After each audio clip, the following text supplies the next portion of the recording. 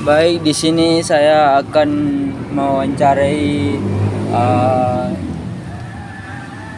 Risol Laris, Ya, Risol Laris. UMKM.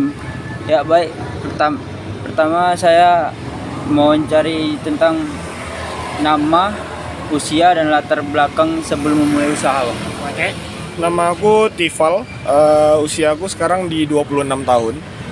Aku bergerak di bidang F&B, yaitu Risol Laris ini, dan ada juga di peminyak wangian, dan ada juga di travel.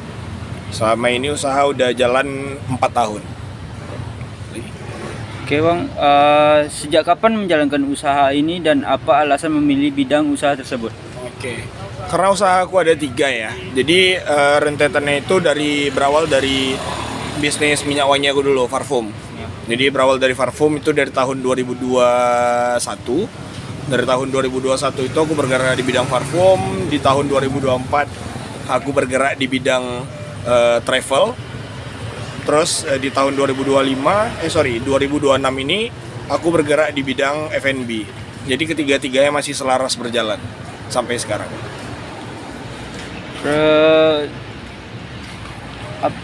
Bagaimana awal mula ide atau inspirasi membuka usaha ini, Bang?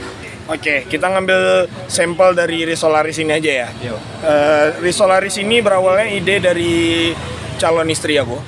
Calon istri aku menyeletuk karena aku udah berdagang risol cukup lama ke kafe-kafe. Jadi kenapa kita nggak buat stand atau booth kita sendiri? Pas momennya itu, waktu itu di bulan puasa. Jadi momennya pas, kita punya bisnis yang pas juga untuk digerakin. Seperti itu. Terus apa tantangan terbesar saat mulai usaha dan bagaimana cara mengatasi, Bang? Memulai usaha ya. Tantangan. Memulai usaha itu sesimpel kita belajar untuk menaikkan mental kita sih. Mental. Karena kita bukan dididik secara mental, melainkan kita dididik secara teori. Mungkin di kepala kita terlalu banyak teori sampai kita ngerasa kita bisa nih untuk melakukan itu gitu, ya kan? Yeah. Sampai pada akhirnya setelah kita coba, realita itu tidak senyaman itu ternyata, gitu. Sebenarnya dalam bisnis itu yang kita pelajari adalah mental, bukan teori lagi gitu. Teori agak ke belakang sih gitu. Teori itu udah ibaratnya teori itu hanya terpakai di dalam real life itu hanya 10%. 10%. Sisanya pengalaman. Ya. Pengalaman bagaimana kita bersosialisasi, bagaimana kita ngobrol sama orang, bagaimana kita menjelaskan sesuatu pada orang. Itu yang terpakai sebenarnya dalam bisnis, apapun bisnisnya. Seperti itu. Berarti apa motivasi utama dalam menjalankan usaha usaha ini hingga sekarang, ya? Motivasi ya, kalau berbicara tentang motivasi ya selalu tentang tujuan yang kita punya sih. Contohnya itu adalah dreams atau mimpi gitu. Kita punya mimpi untuk mencapai sesuatu hal, ya bisa dibilang karena kita laki-laki ya, mobil lah bisa dibilang. Ada mobil-mobil impian atau kendaraan impian yang ingin kita punyai gitu. Nah, itu yang berlandaskan apa nih? Kita ke dulu enggak? Oh, enggak apa-apa. Itu yang melandaskan keinginan untuk terus maju sih. Keinginan untuk terus menghasilkan cuan atau duit sehingga mimpi itu bisa tercapai. Gitu. Berarti motivasi abang mobil ya? Apapun sih sebenarnya. Mimpi itu kan banyak. Iya, Bang. Mimpi itu banyak. Karena kita sesama laki-laki sesimpel mobil aja sih kita bicara. Iya. Hal yang kecil lah kita bilang.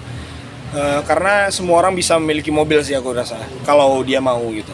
Bahkan sekarang dengan metode yang ada di dunia sekarang ini banyak cara gitu. Bisa dengan kredit, bisa dengan apapun gitu. Bisa beli cash juga gitu. Dari aku pribadi sih pengennya aku membeli sesuatu itu dengan cash dan dengan langsung gitu tanpa ada hutang piutang ke yang lain gitu. Ini yang terakhir, Bang. Apa harapan ke depan serta saran untuk anak muda yang ingin berwirausaha, Bang? Harapan ya. Iya. Harapannya itu sesimpel ingat apa yang ingin kalian capai, lakukan apa yang kalian bisa lakukan. Bukan memikirkan apa yang kalian bisa, tapi lakukan supaya kalian bisa. lihat ke atas untuk bisa untuk terwujud ya bang. Iya, selalu ada mimpi itu dan berusaha lah untuk mencapai mimpi itu. Karena sejujurnya semua itu nggak bakal bisa dimulai, semua itu nggak bakal bisa kita capai kalau misalnya kita tidak memulai. Gitu. Ya bang, sekian dari saya wawancara ya bang. Terima kasih ya bang. Ya, sama-sama.